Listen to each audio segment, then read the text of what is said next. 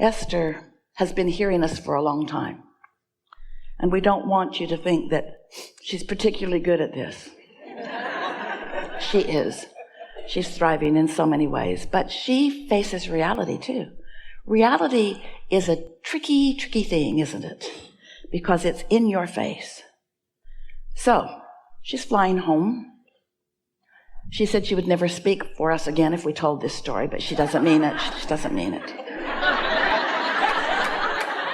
She doesn't mean it. She knows that when we tell stories on her, that it helps you. And she knows that it doesn't stop our appreciation of her.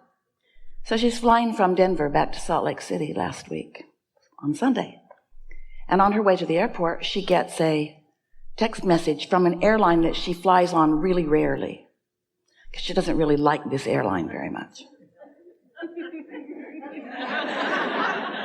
She flew with friends, and so she knew she had split energy, but so what? This is what. So she got a text message that her flight was delayed because of an equipment failure, about 3 hours delayed. And Esther thought, okay, well, it doesn't really matter where I am, blah, blah, blah, blah, blah. I can be happy anywhere, blah, blah, blah, blah, blah. Well, she really sort of kind of means that, but she didn't like the delay. And she knows sometimes, because she's had the experience, and she believes that sometimes those delays get longer and longer and longer and longer and longer. You ever had those negative experiences? Esther has, but only with this particular airline. So when she got to the airport, she asked her driver to let her out in front of another airline. And she went to that counter and she said, my flight on United, you might as well know it sucks, is delayed. And so, do you have a flight to Salt Lake? And the girl said, yes. It's $900. And Esther said, perfect. She didn't really feel that way. All right. When does it leave? 55 minutes. And while the woman is typing, it goes away. And then there isn't another one that soon, but there's another one about an hour before her delayed flight is scheduled to leave. And Esther thought to herself, oh, that's a ridiculous amount of money to spend to save an hour of waiting. Even I am not that decadent. She is, but... So she walked away from the counter, sort of feeling the tug, feeling like she should have purchased that ticket. But she used her reasoning power and sort of was examining the look on the woman's face. The woman couldn't believe that anyone would do that. And so instead of Esther following her own impulse, which was strong, she didn't do it and she walked away. So she checked her big bag in with United Airlines, and then she waited with other people in the area all day. The delay kept being pushed out and out and out and out and out and out. She made a lot of friends. She had a very good time. And then, she told funny stories about airline delays. And then she told her favorite joke of all. Because the people she had made new friends with were worried about their baggage making it, because they were changing planes in Salt Lake and even to another airline. And Esther told a joke that she's known for years. Ha, ha, ha. Man went to the ticket counter and said, I'd like this bag to go to Maui and this one to Tucson and this one to Tulsa. And the person behind the counter said, oh, sir, we cannot possibly do that. And he said, why not? You did it last week.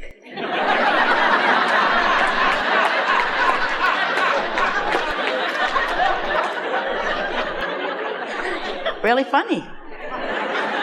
So finally, the new plane is there, but now there's a weather delay because there are lightning strikes in Denver. So another hour delay, and finally the plane takes off. It's only a 55-minute flight. Esther lands, she's at baggage carousel, and all the bags come off, but not hers. Why would hers come off? Where was her vibration? Where was her expectation? Nothing's happening to her. Everything's happening because she's calling it forward, yes? Doesn't feel that way, and you don't want to admit it, especially when it's happening. But, so, She had a strong impulse that she would just wait for her bag because she lives out of her bag. Everything's in her bag. Without her bag, she is homeless. So she asked the woman, the very aggravated woman behind the counter at the lost baggage counter, I think I'll just wait for it. And the woman said, well, let me look and see where it is. If it's on the next plane, it won't be that long. But it wasn't on the next plane. Your bag went to San Jose. Not Maui. Not Tucson. Not Tulsa. It went to San Jose. Almost like her joke. And Esther said, well, when will they bring it? And the woman said, well, they're going to pick some bags up at 9:30, and then they're going to pick some more bags up at 1:30. So they'll bring it before 5:30 in the morning. And so Esther proceeded to martyrdom herself by going to her house where she planned to stay, but because it's a very awkward entry situation and no one was there but her and no way for them to find her, she decided to wait at the gate for a bag that didn't come all night long. And by the time 5:30 had arrived and the bag was still not there, Esther listened to a couple of audiobooks and saw deer running by and a raccoon and a little snake slithered across the driveway and cats she didn't know she had. In other words, she was at one with her property in a whole new way. She's never sat up all night at her gate. But by the time 5:30 came and she made the phone call back to the airline and they said, well, are you at a residence? And Esther said, yes. And the woman said, oh, we never deliver in the night to residences. And Esther said,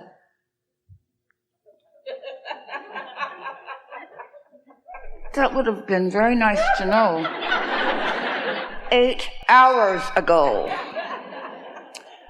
So, you get what we're talking about here? Esther was not out ahead of that. She left her vibration right where she last left it. The last time a piece of baggage was not delivered to her was when she flew to Charlotte a few years ago on United Airlines. In other words, your vibrations are stuck where you last left them. You have expectations that you don't own up to. And so Esther didn't even try to get out ahead of that. She knows better. But really, Abraham, you think I can get out ahead of everything? Yes, we do. We think that you can get out ahead of everything. We think that you can, in general terms, plan for your well-being. We think that you can get to a place where you expect well-being to be yours. And every now and again, it is so wonderful to have an experience that is so obvious to you, where you can absolutely make the parallels, where there is no question in your mind that the thought you thought and the results you got were identical in vibrational nature. Because until you make that correlation between what you've been thinking and how you've been feeling and then what's happening, you have no real creative control in your experience. Then you have options. At least you know, I'm too lazy to get out ahead of it, or I've forgotten how important it is to get out ahead of it, so I'm not bothering to get out ahead of it. So I will just continue to make the airlines be the inconsiderate ones, when really, are you considerate of yourself when you have a belief about something that you don't want and you don't take the time to change that belief? Who really is not considering the options? You see what we're getting at? Do you create your own reality, or does United Airlines create your own reality? Because most people would like it to be the airline that is responsible. Most people would like it to be someone else needs to do something so that I can feel better. And we want you to know that you can, to a certain extent, you can fill out the survey. Esther won't. You can demand of things. Esther won't. She's smarter than that. Or you can decide, once you have an experience that is unsettling and not preferred and really not wanted, you can reach the place where you finally say, and this is what we want you to hear above all things that you will ever hear from us, I give up all control of circumstances and situations and people and events. and I'm turning it over to the power of non-resisted thought. Because you just cannot control. You can't control. There are too many moving parts. Sometimes you think, well, it's just coincidence, or it's just odds, or just sometimes your bags come and sometimes they don't. No.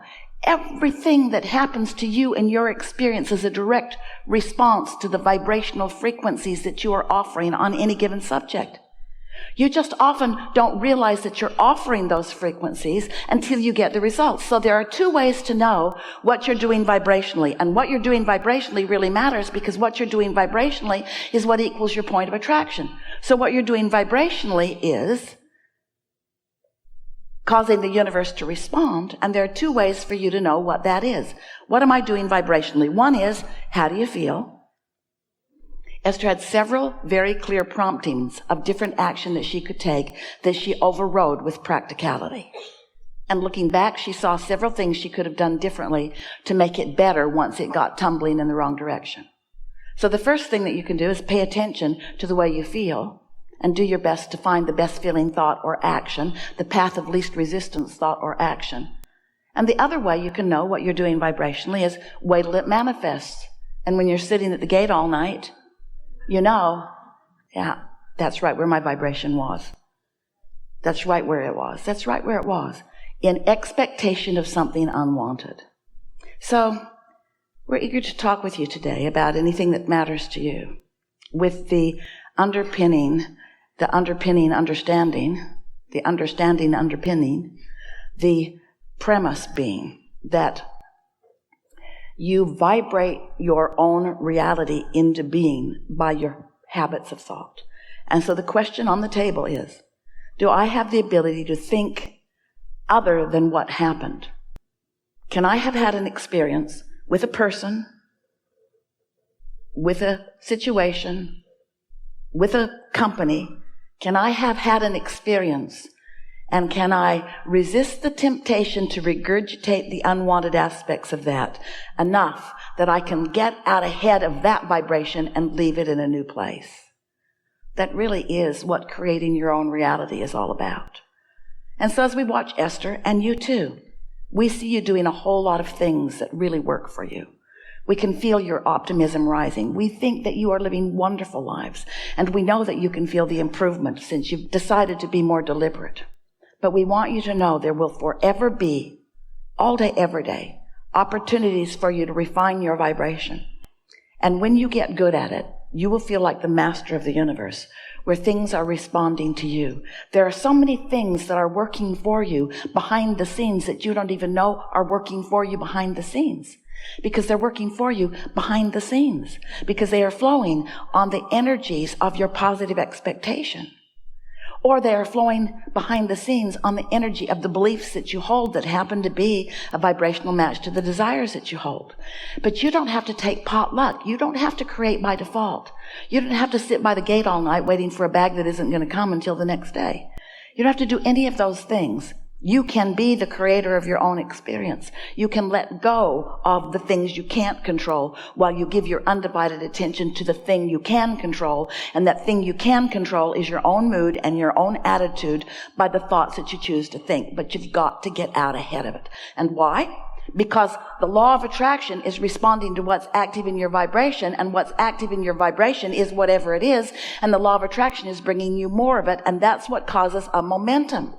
So if you're thinking a non-resisted thought, if you're thinking a thought of well-being about yourself or someone else, and then the non-physical energies of the universe, all that is non-physical, who is purely non-diluted and non-resisted, joins you in that thought, you've got one powerful momentum going. And people who are watching you are noticing the magnitude of your creative prowess. In other words, they're just knocked over by what they see happening all around you. But if you are giving your attention to something unwanted, law of attraction brings you that too.